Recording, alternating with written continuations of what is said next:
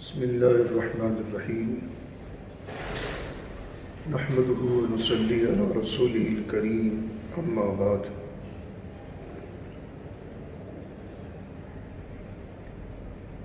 آج مجلس صباحی اس باب کا آغاز ہوگا مسائل الصیام کے تعلق سے کہ جن صورتوں میں روزہ ٹوٹ جاتا ہے اور اس روزے کی قضا واجب ہوگی، کفارہ واجب نہیں ہوگا۔ مسائل کی تفصیل سے پہلے ایک فضیلت بھی ذہن نشیں فرماتی چلیے۔ سیدنا حضرت جابر بن عبداللہ رضی اللہ تعالیٰ عنہما بہت اونچے درجے کے صحابی رسول ہیں، اور غزوہ خندق کے موقع پر جو سن 5 ہجری میں پیش آیا تھا، حضور پاک علیہ الصلاۃ والتسلیم اور آپ کے تمام صحابہ کے میزبان بھی رہے ہیں۔ بہرحال وہ روایت نقل فرماتے ہیں کہ چونکہ یہ آج کا جو ہمارا زمانہ ہے، جس زمانے سے ہم گزر رہے ہیں، ہماری نسلیں گزر رہی ہیں، یہ حادثوں کا زمانہ ہے۔ تو بہرحال اس صدی میں جو حالات پیش آتے ہیں، اچانک کچھ بھی ہو سکتا ہے۔ تو سیدنا حضرت جابر رضی اللہ تعالیٰ عنہ فرماتے ہیں کہ گھر سے نکلتے وقت آیت الکرسی پڑھ کر نکلا کرو، چونکہ آیت الکرسی آیت الآیات ہے، تمام آیتوں کی سردار، بڑی عظیم آیت الکرسی،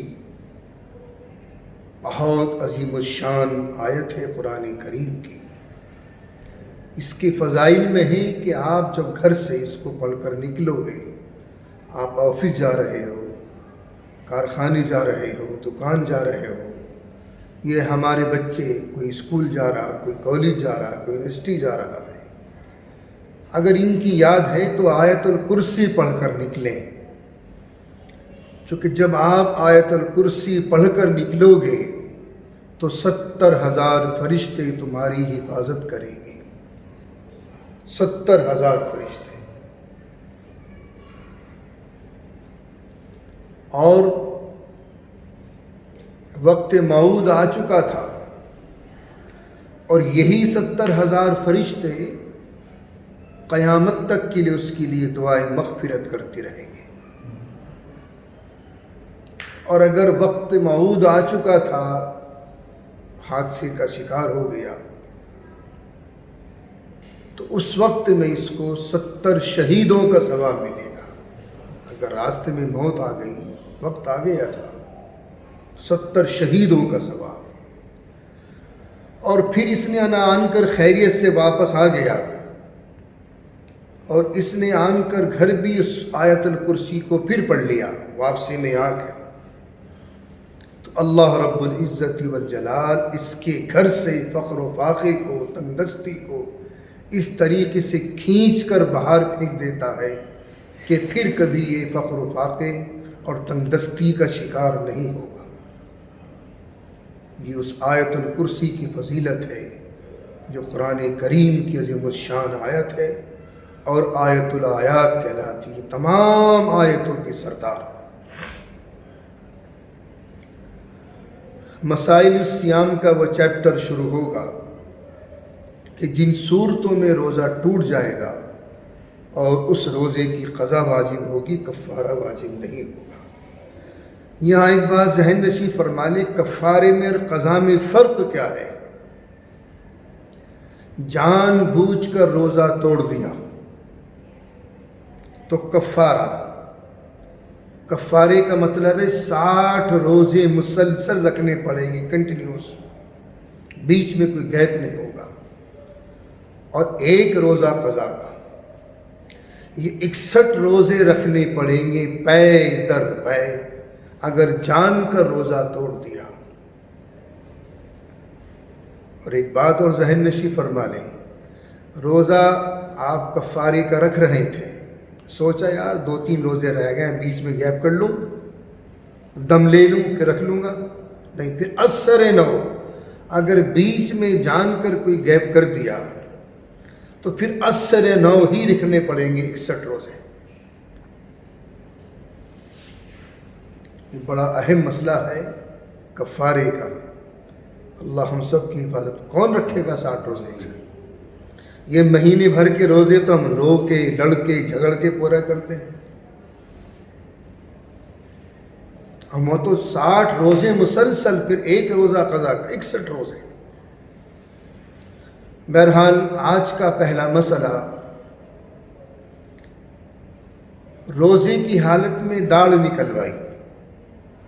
تکلیف زیادہ تھی، کرب و پیچانی زیادہ تھی، اس شدت تکلیف کی وجہ سے درد برداشت نہیں ہو سکا، اس نے داڑھ نکلوا دی اور اس کا خون حلق میں چلا گیا.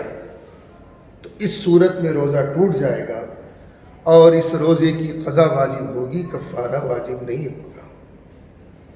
روزے کی حالت میں کرب و بے چینی کی وجہ سے، داڑھ میں یا دانت میں تکلیف زیادہ ہونے کی وجہ سے، اس شدت و کرب کی وجہ سے، بے چینی کی وجہ سے تکلیف زیادہ تھی اور اس نے روزے کی حالت میں داڑھ یا دانت نکلوا دیا.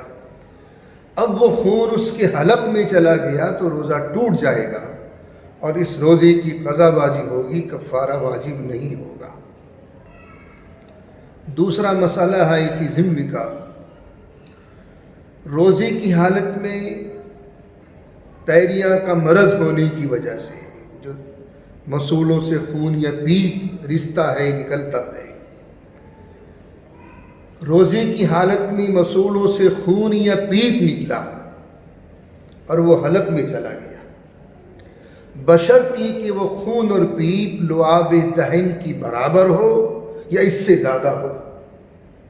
تو اس صورت میں روزہ ٹوٹ جائے گا اور اس روزے کی قضا واجب ہوگی، کفارہ واجب نہیں ہوگا.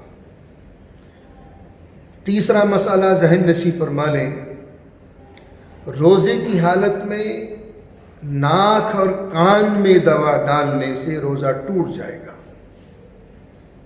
آنکھوں میں دوا ڈالنے سے روزہ نہیں ٹوٹتا، لیکن کان اور ناک میں، چونکہ ان کا تعلق ہے جوف دماغ سے، چاہے وہ ناک اور کان کی دوا لکوڈ شکل میں ہو یا پاؤڈر کی شکل میں ہو، ناک اور کان میں دوا ڈالنے سے روزہ ٹوٹ جائے گا اور اس روزے کی قضا واجب ہوگی، کفارہ واجب نہیں ہوگا. مسائل و موبائل. کوئی مسافر مسجد میں آن کے ٹھہر گیا اور اس نے اپنا موبائل مسجد کی بجلی سے، مسجد کے کرنٹ سے چارج کر لیا، تو کیا اس کا چارج کرنا جائز ہے؟